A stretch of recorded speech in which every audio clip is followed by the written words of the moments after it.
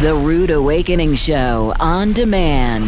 All right, and let's say good morning to Chad E. Foster as well. Chad, good morning to you. Good morning. How is everyone? We're doing good. How are you doing? Yeah, doing pretty good, man. Doing pretty good. It's another day on the right side of the dirt, so it's a good day. That's always a good thing to hear. Absolutely. Chad, we talked about this earlier. Motivational speaker and author, business executive, and also went blind in your late teens. And I was just curious, Chad, what caused this, your blindness? And Chad was also the first blind graduate of the Harvard Business School. And so what caused this? Yeah, I have an inherited retinal condition. Okay. So I have an eye disease known as retinitis pigmentosa. And so, growing up, I lived a mostly normal childhood. I always had poor vision in dark areas, but I could see okay during the day. So I played sports and even drove a car for a while, but then ended up, losing all of my eyesight while in my late teens and in college.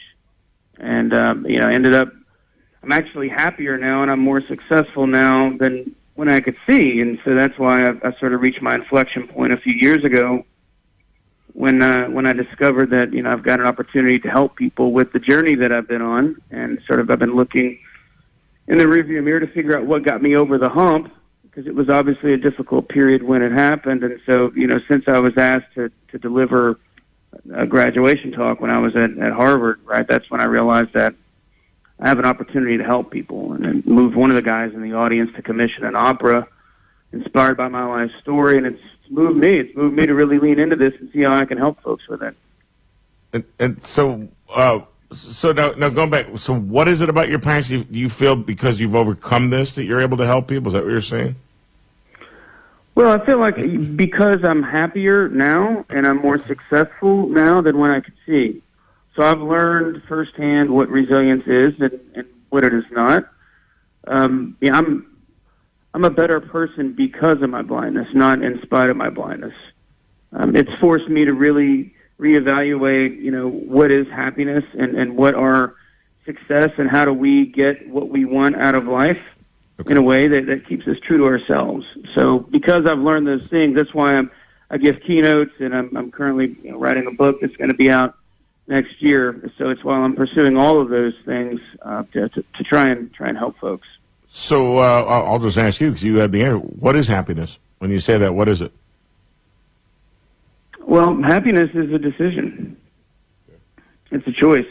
It's not a feeling and it's not an emotion. It's a decision that each of us make every single day when we wake up. We can either choose to deliberately frame our perception of life, or we can allow the circumstances of life to determine our happiness for us. So for me, I'll give you an example to help make it a little more real for you. Okay. It's the simple fact that we will all become the stories that we tell ourselves about a given situation. So for me, when I went blind, there were two stories that I could have told myself. One story is that I went blind because I have incredibly bad luck. A second story is that I went blind because I'm one of the very few people on the planet with the strength and toughness to overcome it and help others with it. Now, technically, both of those stories are correct, but the second story frames it in a way that takes me to a much better place. And at the end of our lives, we will all become the stories that we tell ourselves. Wow. I've never heard this told that way, but that's great. That's a great way to put it. Well, it's true, and I didn't learn in the academic world really. I learned it through the school of hard knocks. Right, it was life. What else are you going to do when you're 22 years old in college? And I had to flush about 85 hours of credit down the drain and start all over.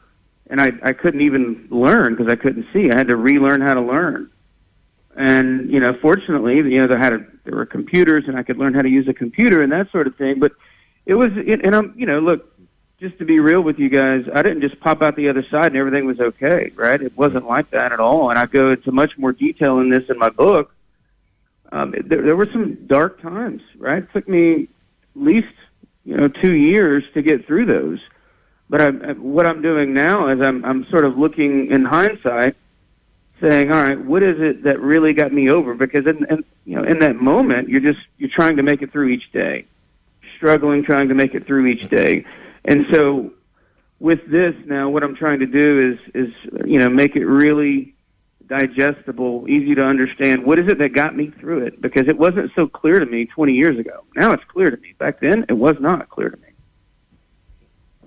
What was there a turning point of clarity? Like it's something just kick in and happen? After? Well, there was an event. I wouldn't call it a turning point of clarity, but it was certainly a turning point of gratitude. Okay. So when I went to Leader Dogs for the Blind to get my first guide dog, I was there, and I had arrived on campus. I had just realized that I had this all this grief, and then I was there with people who had far worse conditions than I did. Some people they had cognitive impairments and they were blind, and some people were even deaf and blind, and they were getting a guide dog to travel independently. And for these girls, we had to talk with an interpreter who would then sign into the palms of their hands, and that was the only way that they could communicate, yet they were getting a guide dog to travel independently. Wow. And it's one thing when you meet someone on the street and hear how rough they have it, but when you live with someone firsthand for an entire month, it really sears it into your memory. So that, for me, was my tipping point of gratitude. And at the foundation of all of this, really, I trace it back to that moment for me was the point where I started to appreciate the perspective, because all the stories that I just mentioned that we can tell ourselves, the foundation of that is gratitude. So it's understanding that, hey, look, you can hear, you still can hear, you still can, your brain works just fine, and you're able to help people in other ways, and you're living in one of the greatest nations ever to exist in the United States, lots of opportunity around you. So it's looking at the facts and learning how to find things that you can be grateful for despite the challenges that are in front of you. Okay, now a lot of people, and obviously you went through this 20 years ago, a hell of a challenge. Most people, it's amazing your resilience in doing this. Right now, with this pandemic situation, this is the hardest thing people are going through, and they don't know how to get through this. What do you tell them, step by step? How do you recommend they get through this? Well, there are 5 things that I think about when I think about going through these situations. And I got an entire program that I'm laying out in the book in more detail. So I'm going to try and boil it up here to just a couple of things that people can start doing immediately. But I'll have more detail when the book's out. But just at the end of the day, the first thing that you could do is start telling yourself a better story. So we have to be intentional about the stories we allow to play on the reel that runs through our mind. Because, like I said, we all will become those stories. The second thing people have to do is that people have to be able to visualize greatness in the current situation. In order to thrive, we have to be able to imagine what greatness looks like in those conditions. Because if you think about it, growing up, and I'll just use myself as an anecdote here, we ask kids all the time, what do you want to be when you grow up, right? We ask millions of kids. Not one of them, and I mean none of them, said they want to grow up to be a blind person. So in order to make any situation acceptable or to move towards acceptance, we have to figure out how to make that situation look good. I had to figure out how to make blind look good. So people will need to figure out, what does greatness look like? Imagine that in their mind's eye. The third thing that I do is I try to keep a routine, which I think is really critical. For me, I like to go to the gym. I like to stress my body a little bit. I feel like if we stress our body and our mind a little bit every day, it prepares us for the stuff that life is going to throw our way. Plus, it keeps you sort of out of your comfort zone. And when you stay out of your comfort zone constantly, just a little bit every day, then you're more prepared when life takes you way outside of your comfort zone.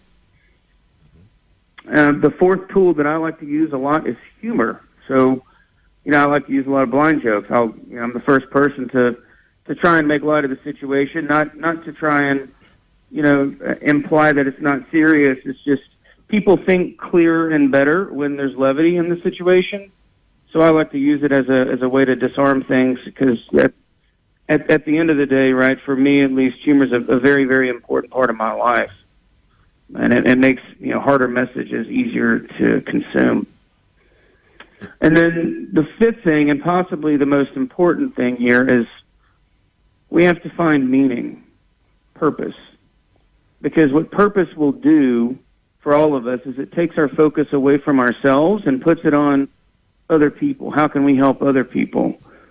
Now, this is why I'm doing what I'm doing now. I've started giving keynotes and I'm writing a book, and it makes all of the traditional things not less important, but maybe less relevant. And so, for those folks listening right now, what is it that they can do right now to help someone else? Maybe it's a neighbor who, can't get out and do their grocery shopping, or, some way that they can contribute and get outside of themselves. I know everybody's facing a lot of challenges right now, but that single-minded focus on oneself, I think, can actually harm our ability to have that more purpose orientation.